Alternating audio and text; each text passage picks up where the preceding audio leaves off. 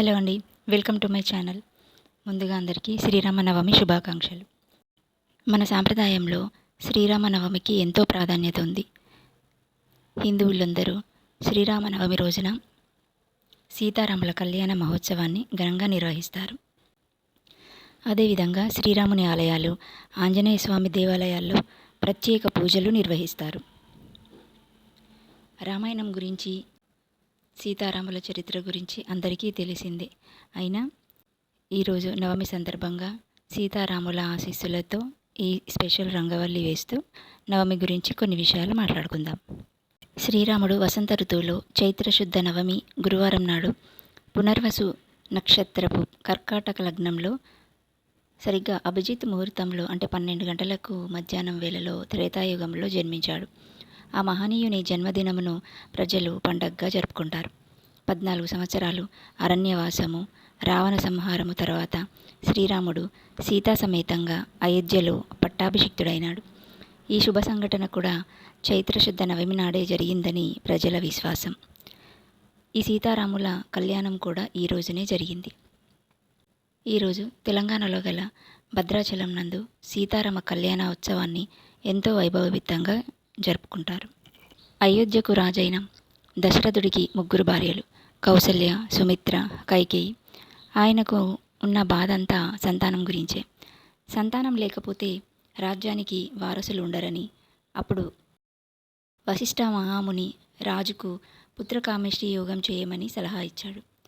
ఋష్యశృంగ మహామునికి యజ్ఞాన్ని నిర్వహించే బాధ్యతను అప్పచెప్పాడు. వెంటనే దశరథుడు ఆయన ఆశ్రమానికి వెళ్ళి ఆయనకు తన వెంట అయోధ్యకు తీసుకుని వచ్చాడు. ఆ యజ్ఞానికి తృప్తి చెందిన అగ్నిదేవుడు పాయసంతో నిండిన ఒక పాత్రను దశరథుడికి ఇచ్చి భార్యలకు ఇవ్వమన్నాడు.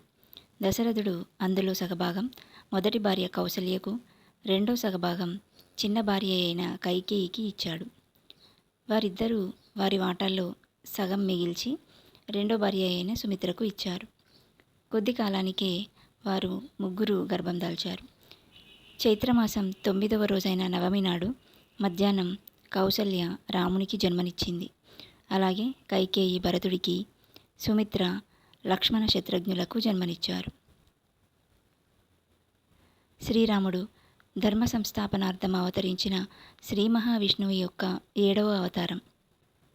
రావణుని అంతమొందించడానికే ఆయన అవతరించాడు. దేశంలోని ప్రజలంతా సిరి సంపదలతో సుఖ సంతోషాలతో ఉంటే అది రామరాజ్యమని హిందువుల విశ్వాసం. సాధారణంగా ఈ పండుగ మార్చి లేదా ఏప్రిల్ నెలలో వస్తుంది. ఉదయాన్నే సూర్యభగవానునికి ప్రార్థన చేయడంతో ఉత్సవం ఆరంభమవుతుంది. శ్రీరాముడు జన్మించినట్లుగా చెప్పబడుతున్న సమయం మధ్యాహ్నం కావున ఈ సమయంలో ప్రత్యేక ప్రార్థనలు నిర్వహిస్తారు.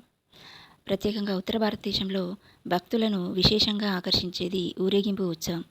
ఈ ఉత్సవంలో ప్రధాన ఆకర్షణ అందంగా అలంకరించిన రథం. అందులో రాముడు, లక్ష్మణుడు. ఈ రథంతో పాటుగా పురాతన వేషధారణతో రాముని సైనికుల్లా కొంతమంది అనుసరిస్తారు. ఊరేగింపులో పాల్గొనేవారు చేసే రామరాజ్యాన్ని గుర్తించిన పొగడ్తలతో, నినాదాలతో యాత్ర సాగిపోతుంది.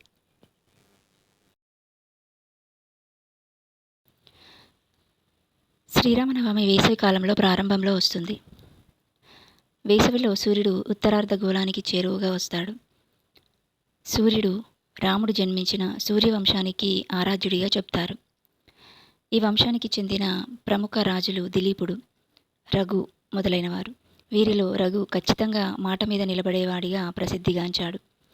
శ్రీరాముడు కూడా ఆయన అడుగుజాడల్లోనే నడిచి తన పినతల్లి కైకేయికు ఇచ్చిన మాట కోసం 14 ఏళ్ళు వనవాసం చేశాడు.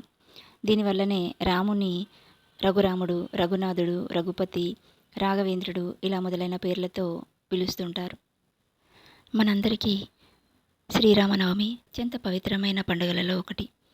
ఈరోజు అయోధ్యలో జన్మించిన శ్రీరాముడు ధర్మానికి ప్రతీకగా, సత్యనిష్టకు ఆదర్శంగా నిలిచాడు. అందుకే ఆయనని ఉత్తమ పురుషుడు అంటారు.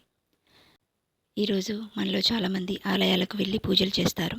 శ్రీరాముని కీర్తనలు పాడతారు. ఇంటింట మామిడి తోరణాలు కట్టి అందమైన రంగోలీలు వేసి పండుగను ఆనందంగా జరుపుకుంటారు. శ్రీరాముడు సీతమ్మ వారి కళ్యాణం సందర్భంగా మనందరికీ శాంతి, సుఖం, సమృద్ధి మన జీవితాలలో నిండాలని కోరుకుంటున్నాను.